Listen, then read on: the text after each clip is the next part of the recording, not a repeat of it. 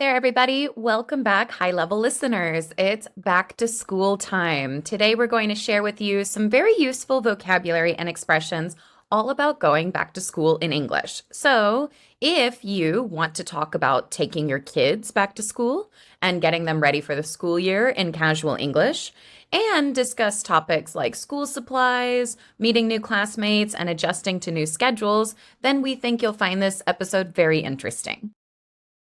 Yes, absolutely. Welcome and thank you for joining us here at High Level Listening. This is our YouTube channel where we give you side-by-side American and British English with me, Mark, from the UK and Kat from the US.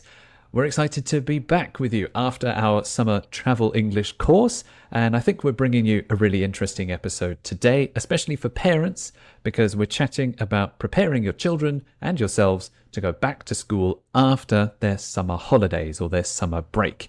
And all of these preparations will be given to you in authentic, naturally spoken English, like always.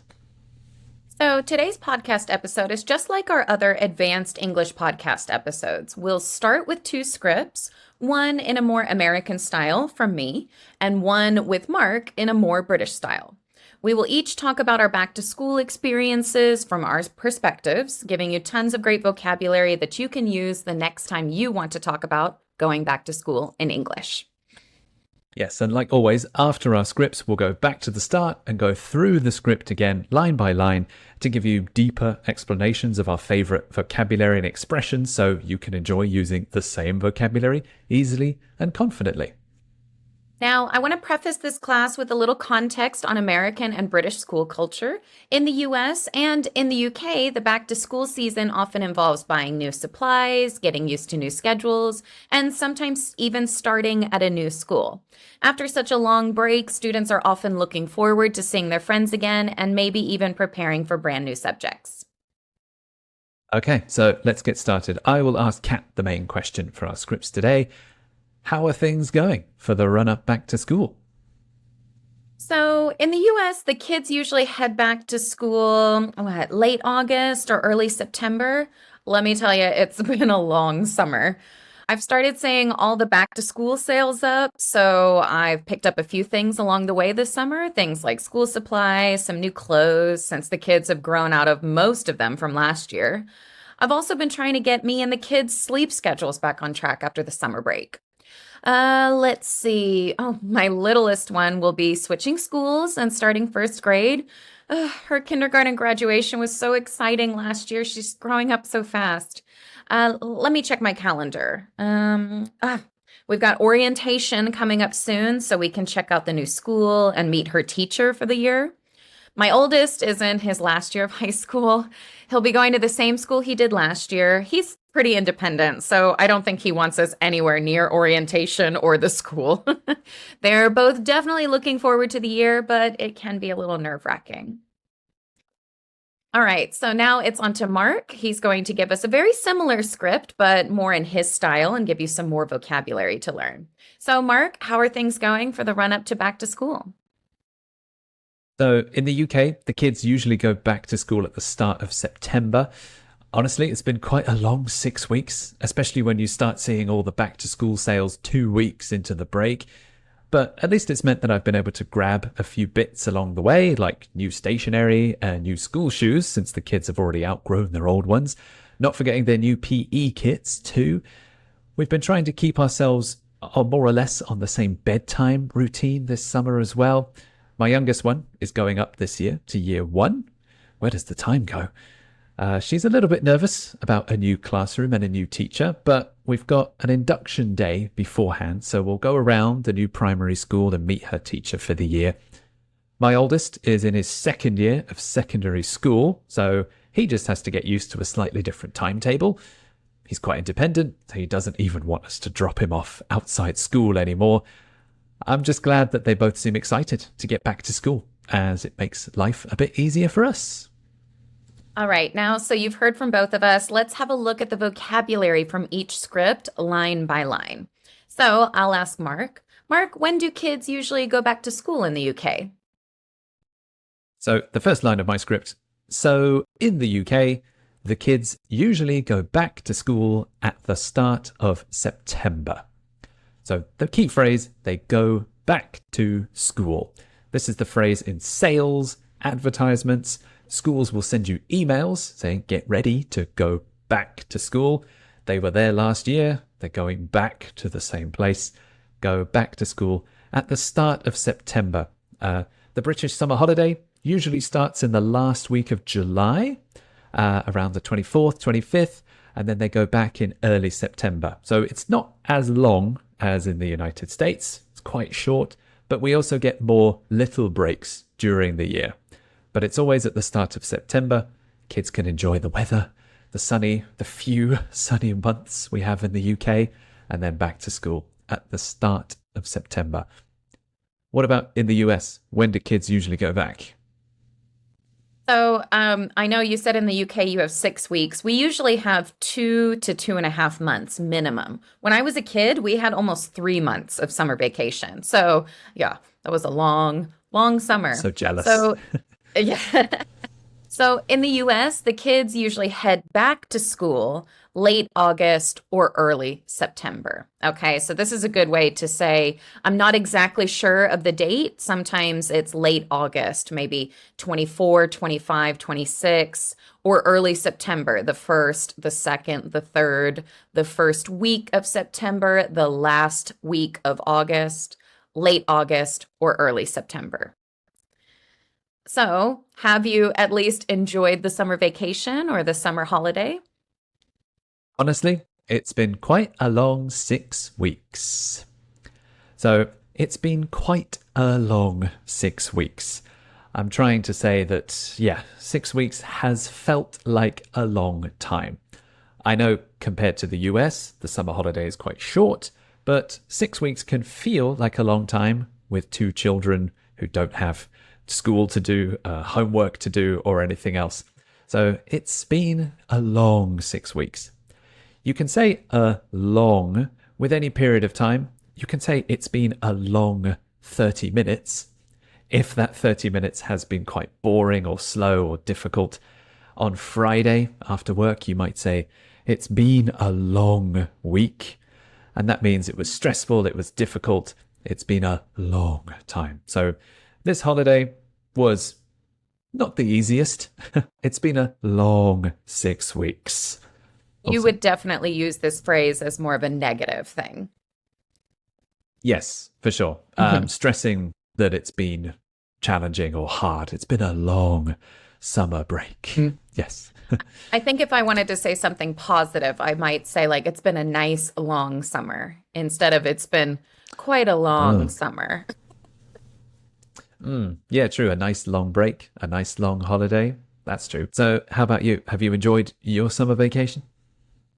Let me tell you, it's been a long summer. So just like Mark, we are trying to be polite. We're not saying it was boring. We're not saying it was stressful. We're not saying that we are going crazy, even though we might be. It's been a long summer. Just like Mark said, it's been quite a long 6 weeks. This is just a polite way to say that I'm tired.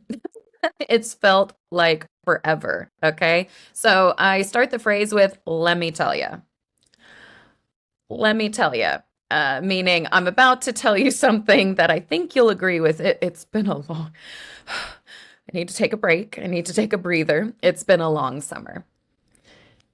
What about for you, Mark? When do the back to school sales start? Especially when you start seeing all the back to school sales 2 weeks into the break. So the answer is, when do the sales start? They start 2 weeks into the break.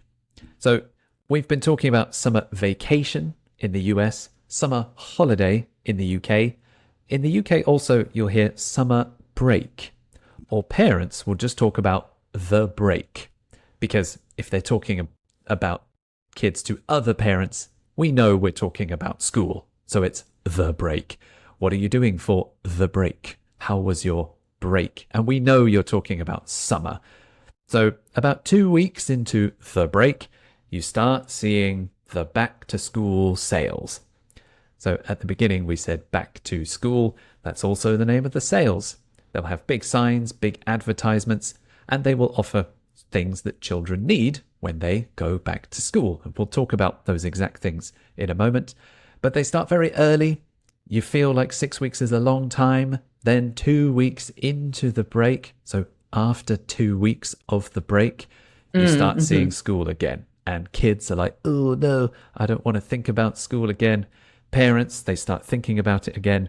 It doesn't feel like you get a long time to relax and really forget about it. It stays in your mind. Is that the same in the US? When do the sales start? I've started seeing all the back to school sales up, so I picked up a few things along the way this summer.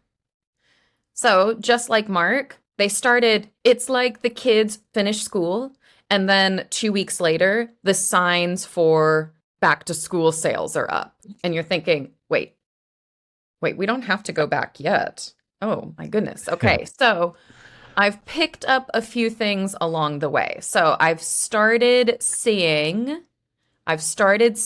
all the back to school sales up. Okay, now this word up, it doesn't really change the meaning. Just people are putting the sale signs. They're up in the window. The back to school sales. Okay, so these are up. You might see them on websites. You might see them at the shopping mall. They are up. Okay, all the back to school sales are up. So I've picked up a few things along the way this summer. There's two trains of thought. You want to get everything the week before school. So you spend a lot of money on school supplies, clothes, new things for school, new shoes, everything, backpack, whatever you need, right? Or maybe you see a sale and you think, yeah, I'll just pick up one thing. And then next week I'll pick up another thing. So I'm picking up things along the way. So I picked up a few things along the way this summer. Okay, so back to school sales are here. What do you need to buy for your kids? But at least it's meant I've been able to grab a few bits along the way, like new stationery, new school shoes, since the kids have already outgrown their old ones. So Kat mentioned the word pick up. We should say that pick up is another way to buy something. She's not picking them up and putting them in her bag and stealing them. Yeah, right. It is another word for buy. So I picked up this cool shirt. What do you think? I bought this new shirt. In my line, I said grab. And grab is the same. I'm paying for it. I'm not stealing it. So grab, pick up, buy all mean the same thing. Grab also sounds like I didn't plan to do it. And I made a quick decision. Maybe I was in a supermarket and I saw some useful stationery or something that I know my child needs. So, okay, I already have my shopping. I've already got my trolley. So let's grab that while I'm here. It's convenient for me. So I'll grab it so I don't have to make another trip back. So grab a few bits is grab a few things. In the UK, we like to use bits as different things. Grab a few things, grab a few bits, often small products along the way. Some of those products are stationery. Stationery is your pencils, pens, rulers, compass, protractor, all of these little things that kids need at school. And one difference between the UK and the US is in the UK, children wear uniforms. This is true at primary school and secondary school, some high schools or colleges. But yeah, since our kids in this one are primary school and secondary school, they both need uniforms. And that includes shoes. It's a shirt, trousers, and shoes. Usually they're black shoes, black leather shoes normally. Some schools are more strict than others, but it means your kids have school shoes. Shoes that they only wear at school. They're often quite tough because kids are running around. They're black, so they're easy to clean. And yeah, there's lots of shops that sell school shoes. So in England, just before the end of the summer break, you'll see shoe shops full of parents measuring their feet because their feet are growing like crazy and buying them new shoes. How about yourself? What do you need to buy for your kids? Now, I mentioned I've picked up a few things along the way this summer, things like school supplies and some new clothes. Now, we do have uniforms in the United States, but these are for private schools. At public school, most of the schools in the United States, you can wear something that's appropriate for the dress code. So you can't just wear anything. You do have to follow some rules, which is the dress code, but we don't usually have to wear uniforms to school, at least not for public school students. So Mark mentioned stationery. When I think of the word stationery, I think of writing someone a letter, on a beautiful piece of paper, writing someone a letter with a beautiful pen, right? This is stationery. Most of the time for kids, when I'm thinking about their pencils, erasers, pens, calculators, these are all school supplies. School supplies. So I picked up a few things like school supplies and some new clothes. Now, Mark, you just told me that, they have their school shoes, but what do you really need to buy the kids new school shoes each year? Oh, yes, I definitely do, since the kids have already outgrown their old Mm. ones. Hmm. I'm talking about their shoes. So children grow very quickly, and when clothes get too small, they outgrow the clothes. That's one word. They outgrow their clothes, or in the past, they outgrew their clothes. That's a In good the one. present perfect, we say, oh, he has outgrown that shirt. We need to buy a new one. It's funny, at the beginning of the year, of the school year, you'll see kids with their sleeves, and they'll be like down to their fingers. And then by the end of the year, the sleeve will be like up here because they are outgrowing their clothes. It's true for shoes, shirts, trousers. There's one more thing. There's another thing that parents have to buy in the UK. In England, there is a school subject called PE. Mhm. PE is physical education, and it's where you get to play sports. You get to run around the field and play football and rugby and everything. And you are supposed to have your own PE kit. The Okay. kit is a word for sports clothes. So your kids have a PE kit. It's usually a white shirt and shorts. You can wear trainers or some sports shoes if you have them. But it's another thing that kids have to pack for school, and it's another thing that parents have to buy for them. If you don't bring your PE kit, the PE teachers get very angry and make you run around the field, or they lend you some stinky borrowed clothes from other students. So no one wants to forget their PE kit, and everyone wants to have their own one. But it's something that parents have to buy again. And every year, the kids outgrow them, so you've got to buy another one. So what about in the States then? What kind of clothes do you need to buy them every year? So we definitely have to do the same thing. We will buy them some new clothes since the kids have grown out of most of them from last year. So just like you said, so I remember my parents buying me something that was just a little too big and a little uncomfortable, but then a month later it fits perfectly. So I kind of understand buying something that's a little too big for kids because they grow out of them so quickly. So Mark talked about, let's see, what was his word? Outgrowing and to grow out of something. So outgrowing and grow out, growing out of something. We use the same way to grow out of your clothes, to grow out of something. So the kids have grown out of most of them from last year. So they need new ones. Or we need to fix their clothes to make them, a little bit bigger, right? So especially with shoes, really difficult to make them bigger. I can see why you'd have to buy new ones each year. Okay, so we're changing up our routine, getting ready for school. What was your normal routine during the summer break? We've been trying to keep ourselves more or less on the same bedtime routine this time as well.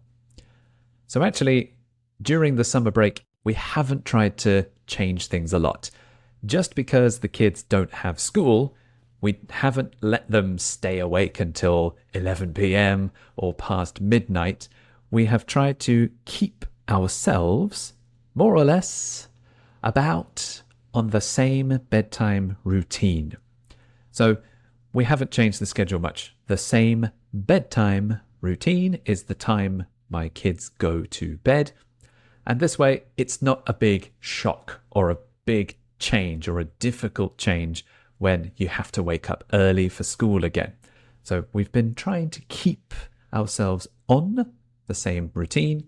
You could say on the same schedule as well. Routine and schedule have the same meaning. How about yourself? Have you been trying to change the routine or have you kept it the same?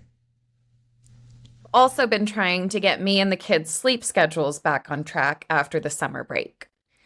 So we've got a couple of points here. So I've been trying. I have been trying. That means I started maybe last week, and each day I'm trying.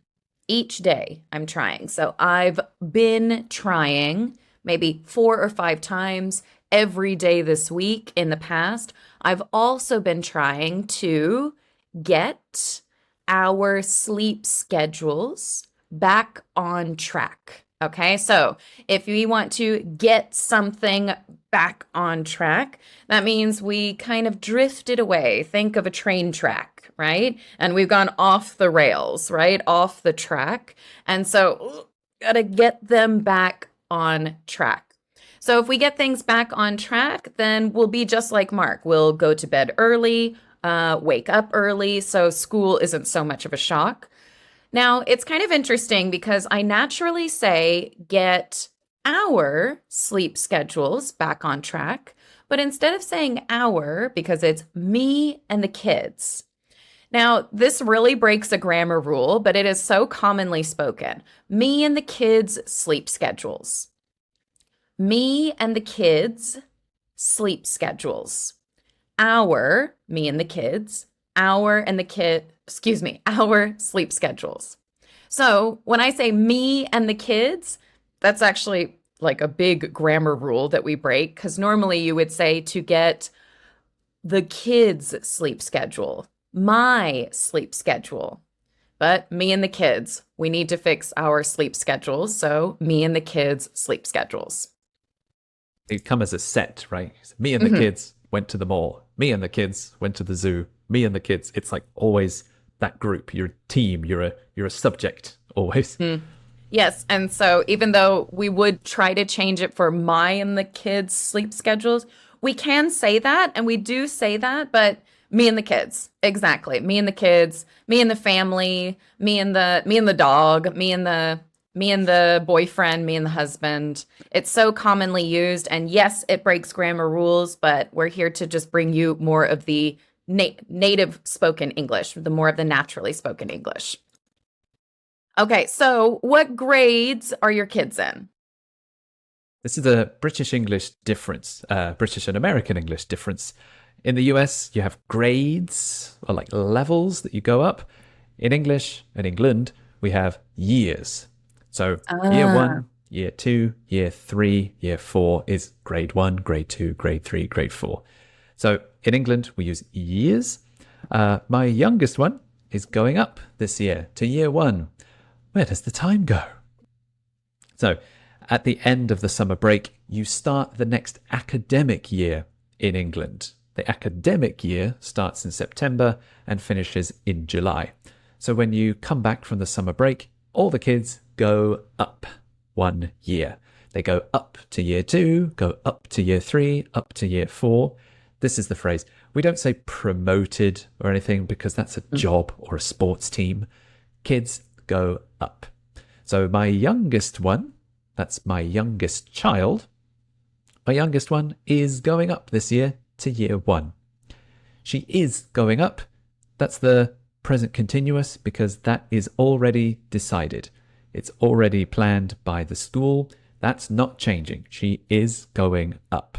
There's no way anything else is going to happen. And at the end of my sentence, I said, where does the time go? When children grow up, they grow up very quickly.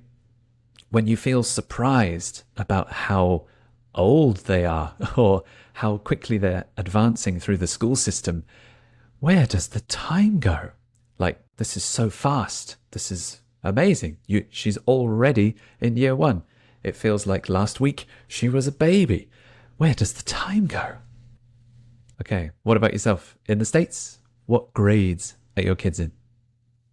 So, when we talk about grades in the United States, we would start with kindergarten, first grade, second grade, third grade, all the way to 12th grade. So, even if we said grade one, that's fine. First grade is more common. So, year one, year two, year three in the UK, first grade, second grade, third grade. I think they pretty much match up. Do you have kindergarten, Mark? Yeah, some people say kindergarten, some people say play school, some people say Huh. preschool. There's like hmm three different terms. I think it depends.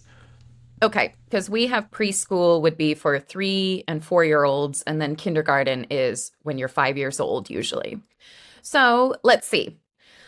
Let's see. My littlest one will be switching schools and starting first grade. So Mark mentioned that they are going up this year. In English or in American English, that sounds like, well, we know that already. So we would say she's starting first grade this year. She's starting second grade. They're starting high school. So that would be kind of the similar phrase where, yeah, they're moving up. They're going to the next grade. So they're starting first grade. Her kindergarten graduation was so exciting last year. She's just growing up so fast. So let's see. Let's see. This gives me a moment to think. Okay. All right. Everything's changing this year. So let's see. It just gives you a moment to think. Let's see, let's see. Now, it's not just seeing, but let's think. It means let's think. But let's see. My littlest one. My littlest one. Now, we've talked about this in another class about talking about kids, but even if I have only two kids, I say the littlest one and the oldest one. Even if I only have two kids, I don't say the smaller one or I could say the Younger younger, one. I could say the younger one, but I don't say the older one. It's I don't know why. Do you kn I don't think Mark knows either. But it is Eh, still very natural, even if we only have two kids, that we compare them with the littlest one and the oldest one. Or the eldest one is also okay. So the youngest one, the littlest one, or the oldest one, the eldest. And I don't know why we do it, but it's just a natural way that we speak. So my littlest one will be switching schools. Maybe, just like Mark said, maybe she went to a play school, maybe she went to a preschool, and she also did kindergarten. Now she's switching schools. That means going to a new school. She will be switching schools and starting first grade. Her kindergarten graduation. Graduation is when you finish something and you get to walk on the stage, get your certification, your certificate, your diploma. Everybody claps for you. You did a great job. You succeeded and you finished the year. Yes, we have kindergarten graduation. It is so cute when the little kids do it because it's a very special year. Kindergarten is getting ready for the big school, and it is very special for the little kids. So we get to clap for them. So her kindergarten graduation was so exciting last year. She's growing up so fast. You know, when kids hit these milestones, you know, they start to walk, they start to talk, they go to their first day of school. First grade is a very big, you know, that's big kids' school. So we're very proud of them, but they're growing up so fast. right, too fast.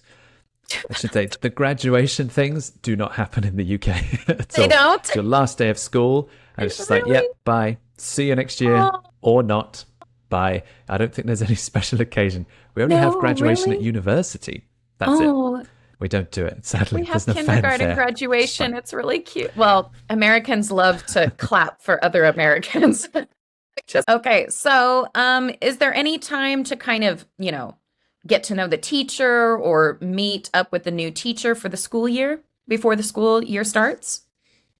Yes, my daughter, my youngest one, she's a little bit nervous about a new classroom and a new teacher, but we've got an induction day beforehand, so we'll go around the new primary school and meet her teacher for the year. So, as Kat mentioned, primary school or what do you call it? Elementary school is a big school, so maybe kids are a bit nervous. So, to help the parents prepare and the children prepare, in England it's called an induction day. An induction day is a day with no classes, but all the parents and all the kids go to the school just so they can walk around and see the place. Where are the bathrooms? Where is my classroom? Where are the lockers or the trays or whatever they have? So that's a chance for the kids to also meet their teacher for the year. At younger levels in England, one teacher teaches all subjects to the same group of students. So one teacher does maths, English, science, geography, and all the other subjects. That continues up to year 6, and then it changes in secondary school.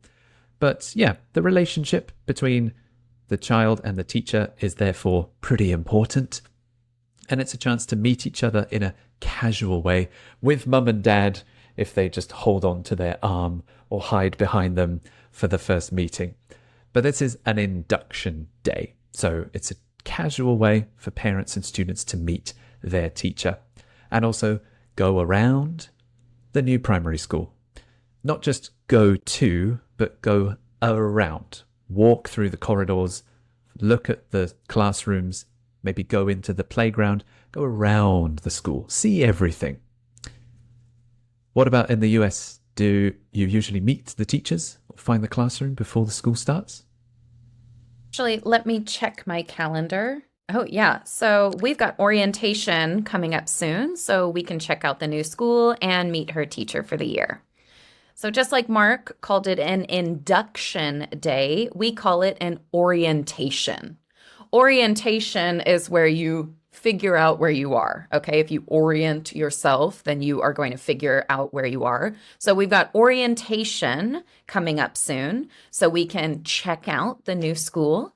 When you go and check something out, it's usually for the first time. Remember, I mentioned that my little girl is switching schools. So this is a brand new school for not just my daughter, but for me as well. So we've got orientation coming up soon, so we can check out the new school and meet her teacher for the year. I said exactly the same thing as Mark. We're going to meet her teacher that she will have every day for the year. Meet her teacher for the year. Now, Mark, what about your other child? My oldest is in his second year of secondary school, so he just has to get used to a slightly different timetable. So as Kat mentioned earlier, if you have 2 children, it's my oldest, my youngest. So this is my oldest.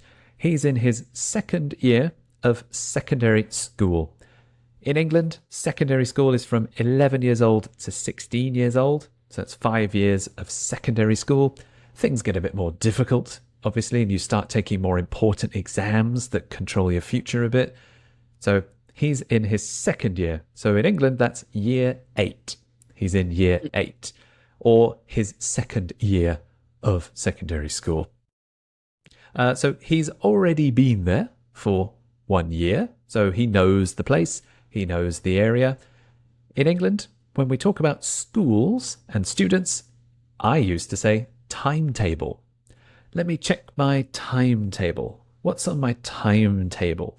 Timetable is the same word you see in train stations, but it's also in schools. So maybe your parents will say, what's on your timetable? Okay, you have PE today, so don't forget your PE kit. You check your timetable, and his timetable has changed. New teachers, new schedule. So yeah, he has to get used to a slightly different timetable. He has to remember the classes, remember where to go. Maybe the first week will be a little bit tricky, but that's it. He just has to get used to a slightly different timetable. That's all. How about you? What about your other child? My oldest is in his last year of high school. He'll be going to the same school he did last year. So, my oldest, I know I have two kids, but I still said my youngest, my littlest, and my oldest. I'm not really sure, but it does kind of make a little sense. Actually, it doesn't make any sense. But Right. now hopefully it will make more sense when you hear it from other people now that we've explained it to you. So my oldest is in his last year of high school. High school is going to be eighth, no, ninth grade, 10th grade, 11th grade, and 12th grade. So he's in his last year of high school. He's in 12th grade. He'll be going to the same school he did last year. So the same school he did last year. So he'll be going to the same school that he went to last year or the same school he did last year. Now, Mark was talking about the word timetable. I actually didn't know that in British English that you use that word timetable. We would probably call ours a school schedule. This is our school schedule. So timetable for your school itinerary in a way. And for us, we would call it a school schedule. Okay, so how does your oldest feel about starting school? He's quite independent. He doesn't even want us to drop him off outside school anymore. Okay, so in year 8 or secondary school, kids become teenagers. And if you as are a parent with a teenage child, you probably know that they change a lot physically and also emotionally, and their behavior, their attitude changes a lot. So as a teenage boy, he's quite independent. So he can survive by himself. He can be by himself, take the bus, take public transport, and he doesn't need a lot of help. But one of his attitude changes is he doesn't want us to drop him off outside school. If we drop him off, he's in our car, we drive to school, and he gets out. But when you're a cool teenager, you don't want your mum or your dad to drop you off. You want to look independent, like, I don't know, you walked or you took the bus and you didn't need any help. So to keep up that illusion, to keep up that front, maybe we drop him off around the corner and then he walks around the corner and it looks like he just arrived by himself. Like he walked all the way from home or something cool. So that's his feeling about starting school. He's more independent, more mature. So his attitude's changing a bit. What about yours? How does he feel about starting school again? So, I mean, my oldest, he's in the last year of high school, so he's pretty independent. So I don't think he wants us anywhere near the school. He hasn't told us about orientation. He doesn't want us to come to orientation. He's pretty independent. So in this case, quite or rather independent. So I don't think he wants us anywhere near the school. So I don't drive him to school. I don't drop him off. I don't pick him up. He doesn't want us anywhere near the school. We are not cool enough, obviously, to be anywhere near the school. Could he Okay, probably, so if he's in the yep. States, sorry, if he's in the States, would he drive himself? Do most high school Oh kids yeah. have a Yeah. driver's license at that point? That's pretty common in most schools outside of really big cities where there's not a lot of traffic, and almost the only way that he can get to school is if he drives himself or takes the bus. Sometimes even if you live quite close to the school, within about a mile or two, they don't even have a bus ready for you. Yes, the big yellow school bus, the big yellow school bus. But they don't even have some of them if you live kind of close to the school. So you either walk 2 miles or you take the car, take yourself to school. All right. So how does everyone else feel about starting school again? I'm just glad that they both seem excited to get back to school, as it makes life a bit easier for us. So they both seem, like looking at them, talking to them, they both seem excited to get back to school. In the previous examples, we've said go back to school, back to school. This is get back to school. Get back is another way to say arrive back at school, go back, get back to school. and they both seem excited. They both want to go. We don't have to drag them out of the house and they're screaming and crying. They both seem, like it looks on the outside, they seem excited to get back to school, and it makes life a bit easier for us. So overall, we're feeling good. How about yourself? How does everyone else feel about starting school again? They are both definitely looking forward to the year, but it can be a little nerve-wracking. So they're both looking forward to something. That means that they're excited about it. They're ready to get started. They're both definitely looking forward to the year, but it can be a little nerve-wracking. Nerves are when you're feeling nervous. Okay, so nerves run through your body and you just kind of feel a little bit nervous. You get the nerves. And if it's nerve-wracking, that means it causes you to feel a little nervous. Can be a little nerve-wracking, but overall, everyone's, just like you guys, feeling pretty good. All right, so there you have it, some really useful and authentic vocabulary to help you talk about going back to school. See if you can use some of these new phrases you learned in this video to practice with us. What was your favorite phrase from this episode? Were there any words or phrases that were new for you? Let us know in the comments below. We read and reply to every single one.